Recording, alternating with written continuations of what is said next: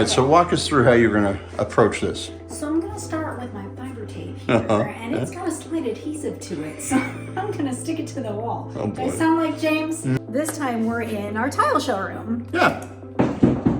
I'll say, hey, what's going on? All right, guys, seriously. Second time ever putting sheetrock mud on a wall. First time was last week. She is doing awesome. If ever a video deserved a like, thumbs up, this is it. All right, it's time for the orange stuff. So this is a Schluter Curdy product. It's a waterproofing membrane, and it's got a fleece on the front and the back with the waterproofing membrane in between it. The side that faces out has like grids on it. It's kind of nice when you're laying out the shower, as long as you set it level. The way I'm going to do it is I'm going to cut strips that go from the height of my tile to the floor. All right, so 7 foot.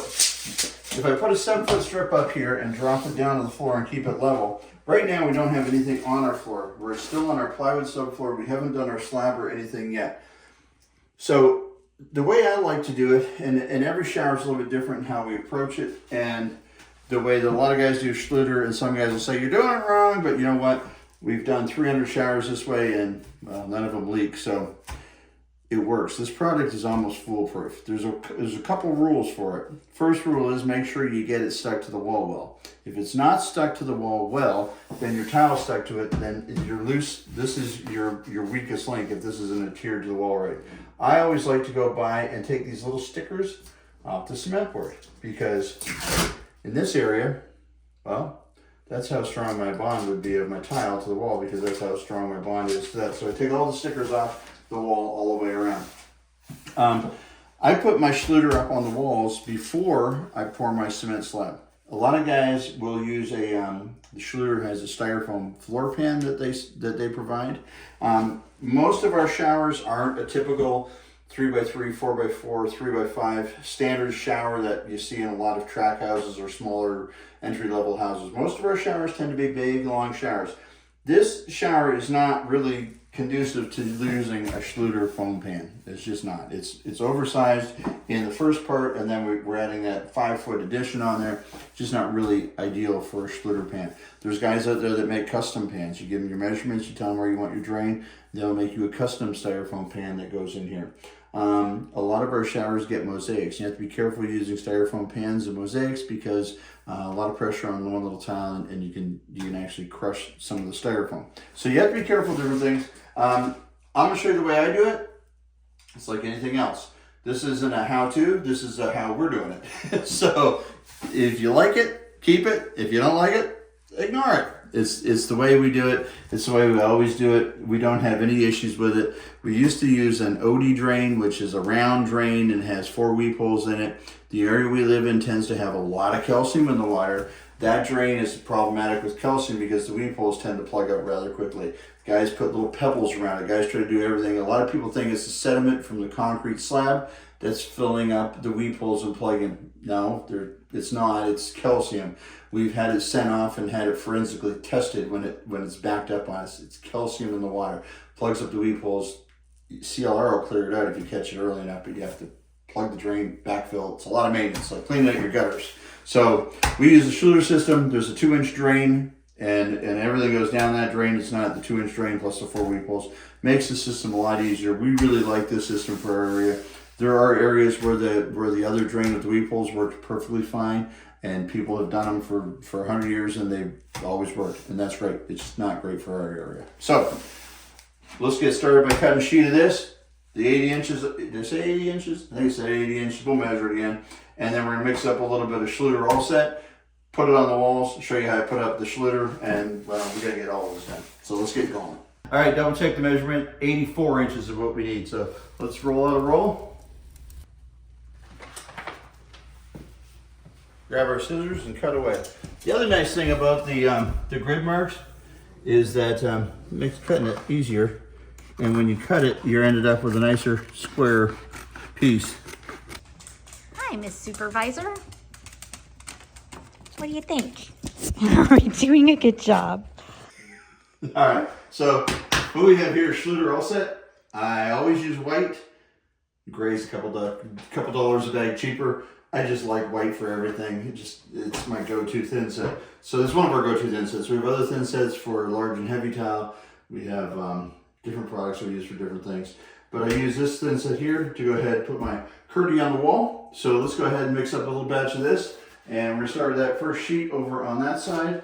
And I meant to tell you the other rule of Schluter that's very important, 2-inch overlap. As long as everything overlaps by 2 inches, that's what they require. Some people will say, well, you're putting your walls up first and then your floor Schluter next. So your floor Schluter is going to go up like this. And so, you know, water, you know, they think it's like putting shingles up where the one shingle has to go over the other shingle. And that's not actually a factor with Schluter, because as long as you've got a 2-inch overlap, you've got that bond in there where it's waterproof. Whether the wall comes up, like the floor comes up over the wall or the wall comes up over the floor, either way, as long as you've got that 2-inch and you've done it properly, you're going to have your bond together and it's going to be waterproof, so it's not an issue. Schluter does offer a notch trowel for putting up the Schluter. It's a small square notch. I actually use a little bit bigger of a V notch. I find that when you're doing a larger sheet, the thin set can start to skim over a little bit on you. By the time you get the whole wall mudded up and spread and everything's done and you start putting it out, and if it's skimmed up a little bit over, you know, if it's a hot day or a breezy day or whatever, wherever you're working, if you got the doors open and the breeze comes through, that starts to skim over, that Schluter is not going to stick to it that well. I put it on with the V-notch, it's a little bit heavier, and then I use a sheetrock knife to push it back in and bend it in there, make sure that it's solid. I'm going to start my sheet over here. When I cut it back here, that'll give me my 2-inch overlap in this corner. I'm just going to run a little bit short of this corner here. So my next sheet will start around the corner, 2-inch overlap, continue this way. My next sheet will go to the window.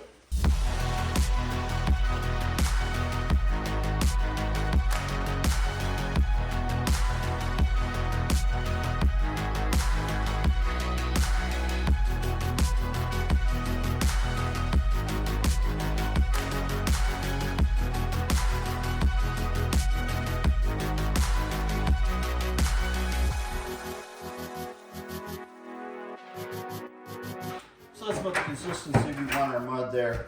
Now we're going to let it sit for 10 minutes and slake, and then we'll remix it. You can see now I'm using a double bucket. Seems like every month the Lowe's buckets get a little thinner, a little thinner, a little thinner. It's not uncommon for it to just bust through the side of a bucket in the first go around. Brand new bucket. So I've double bucketed it now, which will give it the strength it needs, and that's another $5 wasted. All right, so I throw a laser up on the wall, and it's just a rough guideline. I want to start at that line, so that's where I'm going to start my mud. And I want to try to follow this line down, not necessarily on the edge, but I'm going to pick a line on my felt and follow it down. And that just keeps it so that my grid lines are relatively straight, which does help with some layout, okay? Some guys, when they get ready to tile, they want to put fiber tape on their seams here, here, and here. And before they put their Schluter up, or before they put their tile up, my thought on that is I would rather have my Schluter bonded to the thin set that's in there and let it be the tape rather than doing tape and then Schluter on top. If you had tape, you're just putting a bulge here like we talked about in the sheetrock work that you're going to have to tile over. I'd rather just keep that nice and clean. You'll find that any movement in the walls, once this Schluter goes up and it's dry, these walls get incredibly stiff and incredibly sturdy. So I just go right over top of everything. I'm going to bring it all down to the floor. One sweep, I'm going to do the whole, put the whole sheet up.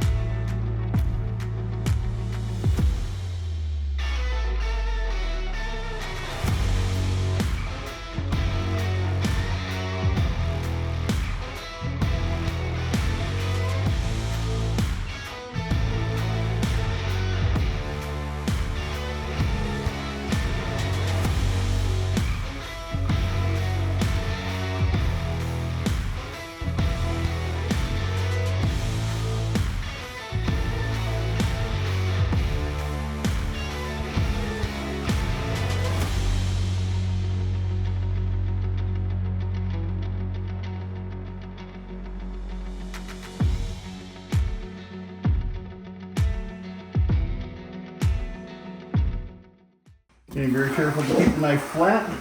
I don't want to get it up on one of the corners and tear a hole in this membrane. See that? You can feel it. There's an air bubble, man. Trapped air. Work it out to one of the outside edges.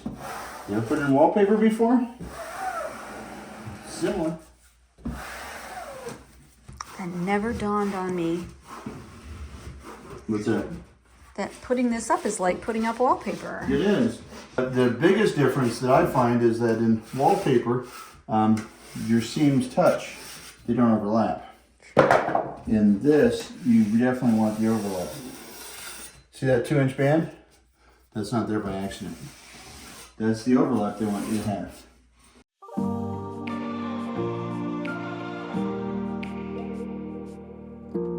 So it is about 7:30 at night, and I just got home from my workout, and James has been busy.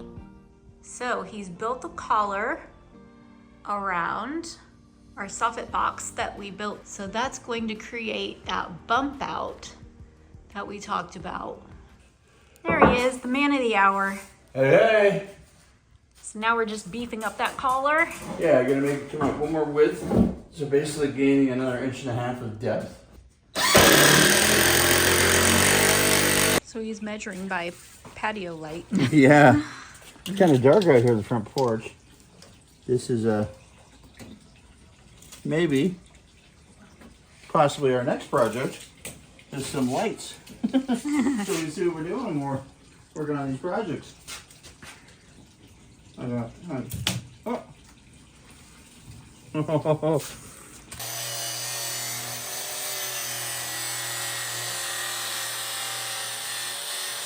All right, so we cut the piece of sheetrock that's going to go on the bottom of the soffit. And a little change here. When I did my collars around here, I wanted to neaten up that area a little bit, so I dropped it 1/8 of an inch lower than here, which means it's 1/8 of an inch lower than where I was going to screw it into for this. So we do a process what's called wet shimming. We do it in tile sometimes.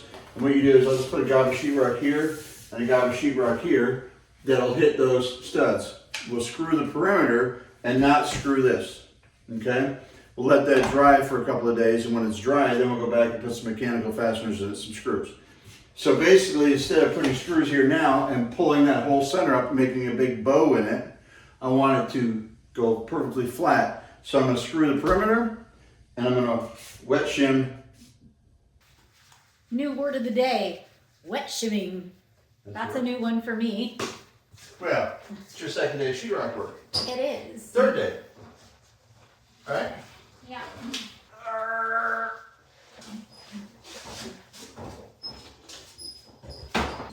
So, we're just gonna put a gob there, and put a gob there, about 1/4 of an inch thick, and it'll go up and touch those studs and we'll be like a donkey. Get that in. All right, so it should fit up there and be about 1/4 inch in from everything on each side. The side should be then.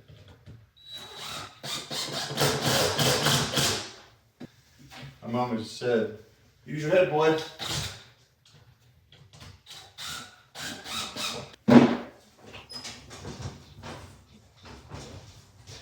All right. Oh, that's perfect.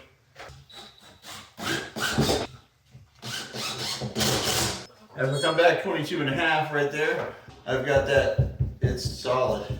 Because that sheetrock mud is getting squished between the 2x4, but it's keeping perfectly flat. If I hadn't put that sheetrock mud in there and I just put a screw up here, this thing would have bowed up 1/4 inch in the middle. Plus the bow down that you already get, the fur down here, because of the corner bead, the metal corner bead that adds, we're going to get too much of a curvature here that would have to work out with mud, and it would show up because there's 3 lights right down the center.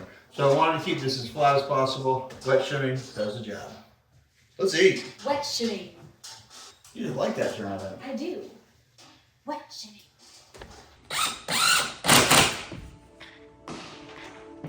So wrap the face of this with a band of sheetrock, and then I'll put metal corner bead top and bottom.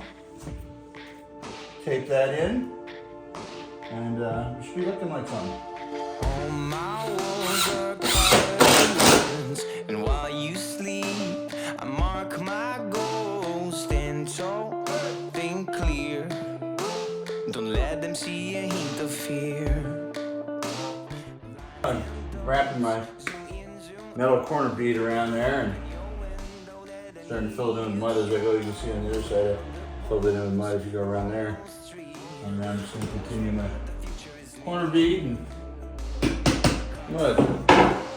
Scratch some scars, put on your cape and jump from the car. Open your mouth, take a deep breath, run fast and don't stop at the edge. You can be. So in reference to our video when we talked about sheetrocking. Filming already? I'm still over here prepping. I know. What's up? Well, in our last video when we talked about sheetrock and sheetrock dust, I Yeah. mentioned that I'm allergic to it. So James is doing some precautions to eliminate as much dust as possible. And so right now we're going to use a palm sander. Use palm sander, and we use one of the little holes in it, and we use the discs that have the holes in it. We're gonna hook this to a shop vac, and then I've got a second shop vac, which I'll just let her swing around and flail around as she sees fit to catch any dust that Woohoo! I'm not catching. That's right. So I'm gonna do my best. It doesn't need much sanding. If I use a big pole sander, we don't really want to try to cover everything in plastic, and it's in the middle of our house. It's in the middle of our kitchen, in the middle of our house. So we want to sand it as quick as possible. All we're trying to do is knock off, there's a good second coat on there, knock it down just so we can prep for the third coat to go on there. It's all corner bead, so normally I don't sand second coat, normally try to get third coat on, but this is nothing but corner bead up here. So there's a lot of mud on there, I just want to knock it smooth, put a finish coat on it. Next time you see us, it'll be tomorrow night, we're gonna lay out and put in the 3 can lights, wire them up, and get it ready for paint. We're sucking all the air out of the house, we could die.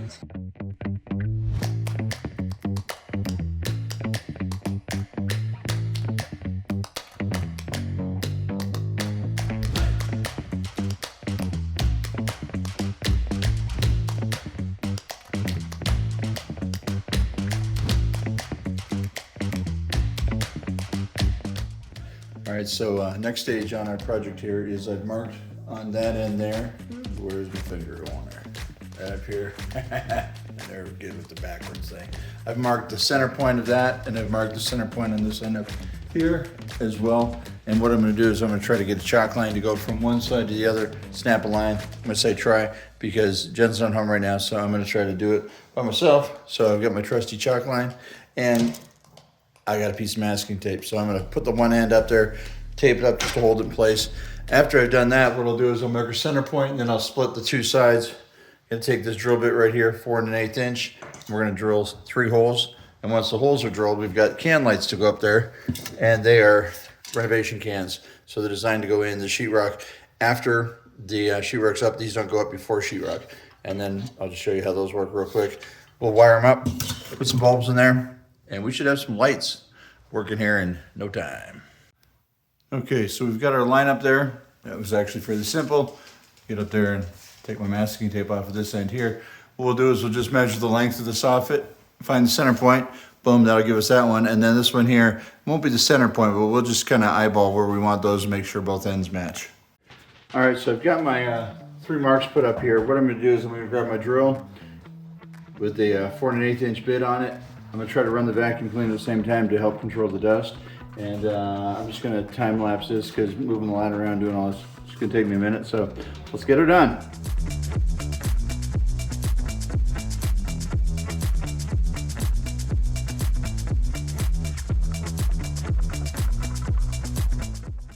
There you go. I think that worked out pretty good. I'm gonna grab the scaffolding over here, get some more tools, grab a coil of wire and the lights and start wiring them up. So this is just real basic electrical. I've got the wire that was up in the box, Remember at the beginning we fed that down. All I've done is I've taken a coil wire and I put one up through the center hole, brought it down through the first hole. I connect these two together inside the first light, right here, and I make the junction, and then I'll take this wire here from the center hole and I'll cut it, and I'll string another one from the third hole over to here, and basically, and then that one I'll just have the one wire. It's basically just daisy chaining them together. This is about the most basic electrical that you can do. Just black to black to black, white to white to white, ground to ground to ground. Put it up in ceiling, screw in a light bulb. Real simple, real simple. So, you know how hard it is to film content when you took my tripod? It's the only one that holds my phone. My phone's bigger than yours. I gotta have that tripod. It's like, I can't find it anywhere.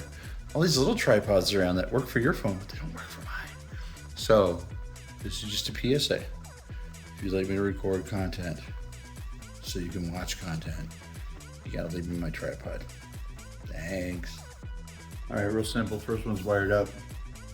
Feed's coming in, the other wire's going out to this hole here. So all these lights do is you've got these little clamps on them that flip out like that, and they basically just go up and clamp to the sheetrock. So you just push this up in the ceiling like that. Take your fixture,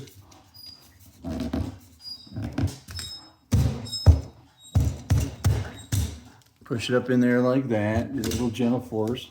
It's a nice tight fit. And then on the inside, there's these little tabs. You just push them. I don't know if you can see that. You just push them away, and then you just slide them up on it, put a little pressure, and they hold the light right. Pinch the 4 tabs kind of spread out on top of the sheetrock, and pinch this little flange on the bottom to the sheetrock, and they stay up there forever. All right, the light fixture is complete. All we have left to do is our final sanding, and then we need to paint the fixture. But when we do that, we're also going to paint the entire ceiling because of our little leak thing that happened over here. So we're pretty excited about this. We love how it turned out. It adds great light over the island, and I'm really happy to have it. So great idea that came to fruition. Thank you so much for watching this episode. If you like what you saw, make sure you give us a thumbs up and make sure you drop some comments below. Have you done anything like this, or what did you do over your kitchen island? Don't forget to subscribe if you're not already, and we'll catch you next time.